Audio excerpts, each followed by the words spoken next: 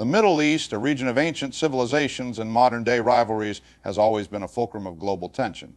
But in June 2025, the balance was violently tipped when Iran and Israel, two of the most ideologically and militarily opposed nations, engaged in a direct military confrontation. It was a clash decades in the making, rooted in ideology, nuclear suspicion, territorial insecurities, and regional dominance. What began as a targeted Israeli airstrike inside Iranian borders quickly spiraled into an all-out regional crisis. This comprehensive narrative tells the full story of that harrowing chapter, from the first missile launch to the graves of generals, from the skies of Tel Aviv to the war rooms in Tehran. Chapter 1, the shifting tectonics. To understand the gravity of what occurred in 2025, we must rewind decades. Since the Islamic Revolution of 1979, Iran has maintained that Israel is an illegitimate state, while Israel has viewed Iran's growing nuclear program as an existential threat. Tensions simmered beneath the surface, occasionally boiling over via proxies Hezbollah in Lebanon, Hamas in Gaza, and clandestine cyber warfare. However, despite countless threats and warnings, a direct confrontation remained absent until now.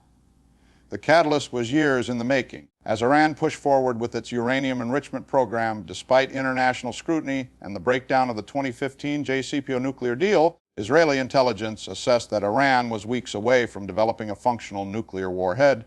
For Israel, this was unacceptable. Chapter 2, the strike that shook the world in the early morning hours of June 13, 2025. Without warning, Israel launched a series of preemptive airstrikes deep into Iranian territory. The strikes were coordinated using stealth jets and long-range drones, employing some of the most advanced weaponry in modern warfare. Within minutes, explosions rocked the cities of Natanz, Isfahan, and Tabriz, locations synonymous with Iran's nuclear program and military production. The strike was surgical and devastating. In Natanz, a primary uranium enrichment facility, underground centrifuge halls collapsed. In Isfahan, missile factories and military command centers were reduced to rubble. And in Tabriz, key radar systems and IRGC warehouses were destroyed. But what truly escalated the situation were the casualties.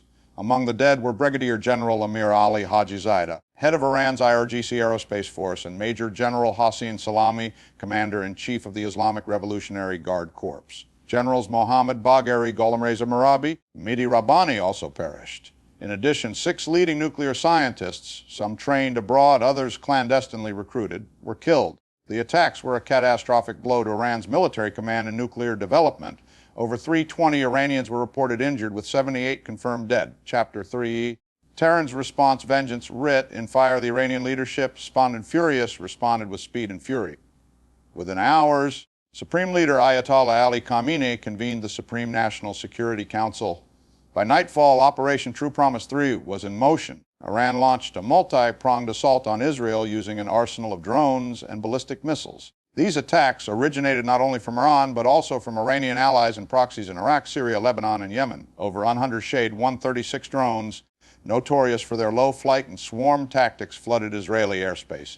Almost simultaneously, more than 100 medium and long-range ballistic missiles were launched. Most were intercepted by Israel's Iron Dome, David Sling, and Arrow defense systems, but a few broke through. Central Israel was rocked. In Tel Aviv, a missile struck the high-rise district of Ramat Gan, collapsing part of a building.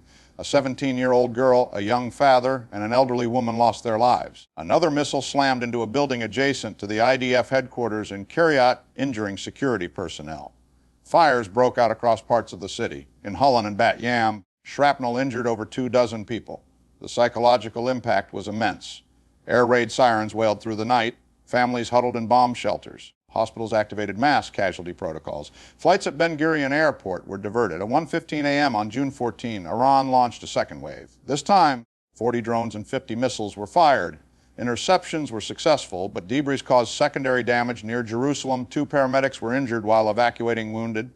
In Herzliya, a missile exploded mid-air, raining debris on vehicles below. Chapter 4A, the world holds its breath. International condemnation and concern flooded in. The United States, while an ally of Israel, urged de-escalation. President Harris confirmed that American destroyers had intercepted some missiles over the Mediterranean. U.S. bases in Qatar, Iraq, and Bahrain were put on high alert. Iran, in turn, issued a chilling warning any foreign intervention would result in strikes on American, British, and French military installations. France and the UK also moved naval assets into the Red Sea and the Persian Gulf. China called for calm, but secretly held contingency talks with Iranian diplomats. Russia, maintaining its foothold in Syria, warned Israel against further strikes. The world was suddenly watching a regional war morph into a possible global conflict. Chapter 50. In the line of fire, lives lost and heroes forged. The death of top Iranian figures sent shockwaves through the country. Brigadier General Hajizadeh had been the architect of Iran's drone and missile programs. His death, alongside that of Salami and Bagheri, represented the decapitation of Iran's military elite. Their funerals, broadcast live across the country, became symbols of defiance. Millions took to the streets in Tehran, Mashhad, Qom, and Shiraz. Young men vowed revenge. Clerics declared martyrdom. Ayatollah Khamenei stood solemnly at the head of each coffin, vowing that Israel would pay. In Israel, 3 civilian funerals were held within 48 hours. The nation was stunned, not just by the loss of life, but by the breach of its air defenses. The deaths of civilians in Ramat Gan and Rashan Legion marked the first time since the Gulf War that Israel suffered direct hits from a foreign military. Chapter 6c. The home front fear, resilience, and resolve in Israel, daily life ground to a halt. Tel Aviv became a ghost city. Jerusalem's old city, normally bustling with pilgrims, emptied. Schools shut down. Buses stopped running after dark. Supermarkets were raided. Shelves became homes. Yet, as history has shown, Israelis are no strangers to adversity. Volunteer networks sprang up. Blood donations surged. Cafes reopened beneath reinforced canopies.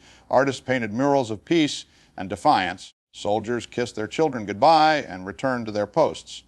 In Iran, the opposite was happening. Anger turned to action. Universities canceled classes. Thousands volunteered for IRGC duty. Militias were activated. Revolutionary fervor swept the streets and American rhetoric intensified. Chapter 70. Beyond borders, the domino effect. Lebanon erupted. Hezbollah, emboldened by Iran's action, launched several dozen rockets into northern Israel. Israeli jets responded with airstrikes in southern Lebanon. Syria, already a war-torn chessboard, saw new strikes.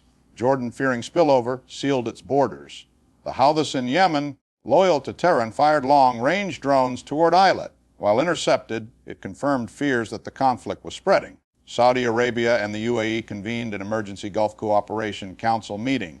Turkey and Egypt appealed for calm. The United Nations Security Council met twice in 24 hours. With no resolution passed, the regional powder keg had ignited. Chapter 80. The day after a precarious peace or prelude to war. As of late June 2025, there is no ceasefire. Iran and Israel remain on high alert. Both nations have reinforced their borders and mobilized reserves. The conflict, though momentarily paused, is far from over. Iran claims moral victory. It struck Israeli soil directly and survived the initial onslaught. Israel, on the other hand, demonstrated its surgical reach and lethal precision. But at what cost? The deaths of high-ranking commanders and civilians, the disruption of nuclear diplomacy, the displacement of thousands. The threat of a greater war still looms. Epilogue. The legacy of the 2025 war, this confrontation will be studied for generations. It has redrawn strategic maps, ended diplomatic taboos, and tested the resolve of global powers. It marks the transition from proxy wars to direct confrontation. It has made the unthinkable a new reality. In the corridors of the United Nations, peace proposals circulate, but distrust runs deep. In classrooms, children draw bomb shelters instead of playgrounds. In labs, scientists rebuild shattered programs. The Iran-Israel War of 2025 has begun a new chapter in Middle Eastern history, a chapter written not in ink, but in fire.